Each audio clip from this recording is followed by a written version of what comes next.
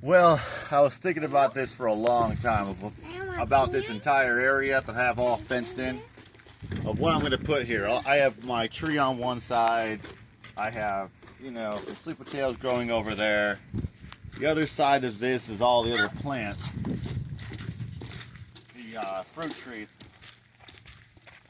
So, what I'm going to do is just take it back to the old school. I'm just going to make just the trenches in the ground, fill them full of potting soil, and I'm just going to grow some carrots, some winter crops, and see how it goes. So far I got 1, 2, 3, 4 lines, and just a big pot spot in the middle to walk. And then this is my actually chicken manure I had from maybe, you know, 4 or 5 months. You kind of can see actually where that's actually a mushroom. I think there's probably going to grow in right there. But it pretty much composted to nothing.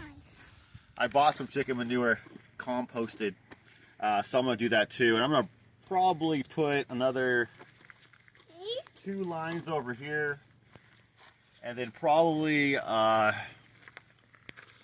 depending on how my back holds out, probably pull this all out.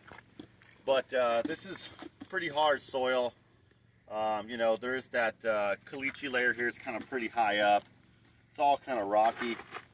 But I think with a little bit of compost, I can really grow things here. This is already enough, I think, coverage for like the bugs and animals. So I think if I do root vegetables over here, so the prize is in the ground.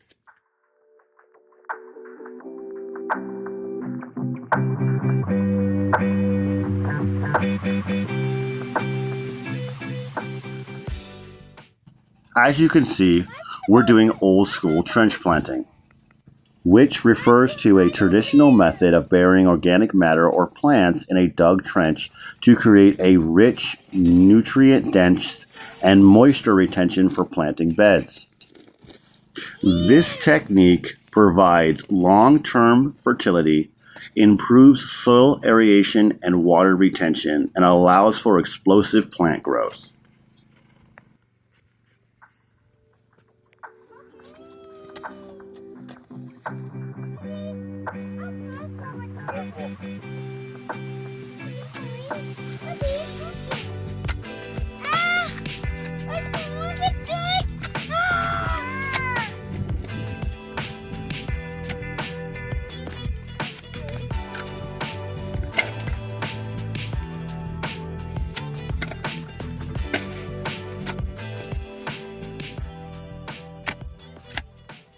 This is my second watermelon. I haven't seen as much success with it. I just don't think it's not really growing in potting soil like the other one is. And I think that's maybe why it's not producing as much. It has done a lot of like flowers, but I haven't really seen any fruit on it. Maybe it's also not as much in full sun. So it's just live and you learn. So I just don't think watermelons need to be shaded. I think they really need the heat. I don't really see anything really growing on it. And also, this one had a lot of mites, like spider mites. Almost looked like a web, but it was small. I hit it with neem oil pretty good.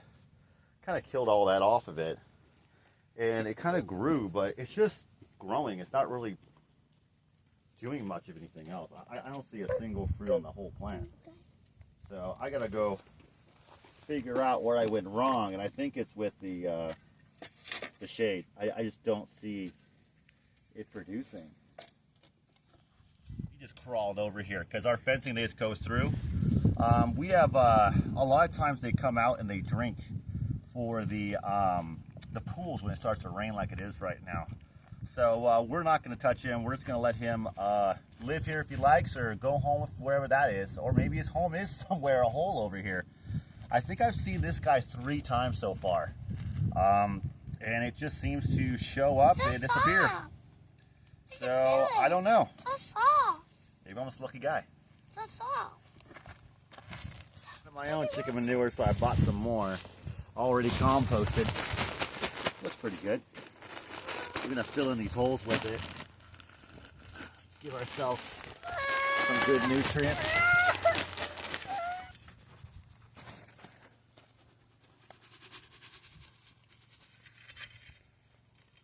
So Miracle Grow with some phosphate to kind of mend the soil, you know.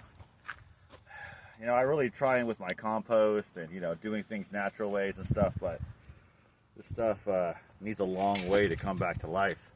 Once I start rotating my crops and some more livestock here, and maybe I'll actually just 100% compost, but right now I need a little something to really help it out. Otherwise it won't grow, because I've tried. Stuff just won't grow in it. Worth nothing.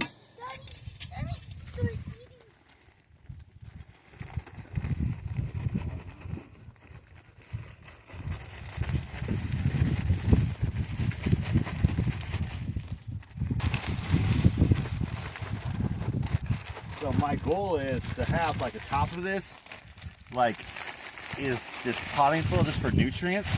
And why I'm planting it in the ground, not to do like a raised bed or anything, is to kind of save money on these things. I don't want to buy 1,000 of these and make 1,000 raised beds. There's a roof in here. Yes, there's a little bit left here. I want to actually use some of the native soil. So here, throw it away. So I want it to actually grow on the top just for nutrients, and then just go down in. And that's the goal right now.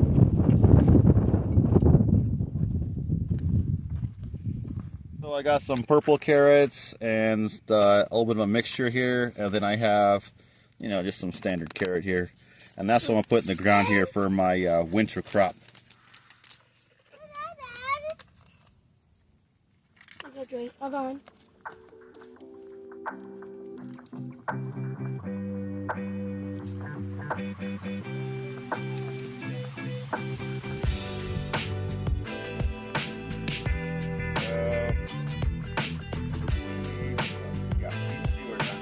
Last two are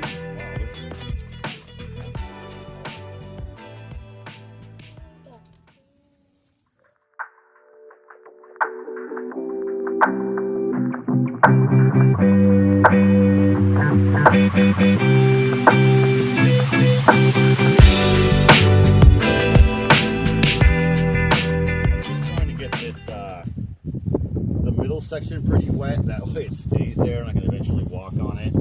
It'll get kind of all muddy and just kind of get everything nice and wet. Get everything kind of together here. Like these spots that are just kind of fluffy. That way it doesn't blow away in the wind. Once you wet it, this type of soil has a little bit of clay in it. It'll get kind of hard, and it'll actually be where you kind of walk on it. It'll actually stay where you put it. Thank you, Jay. You just gotta get it kind of a little wet.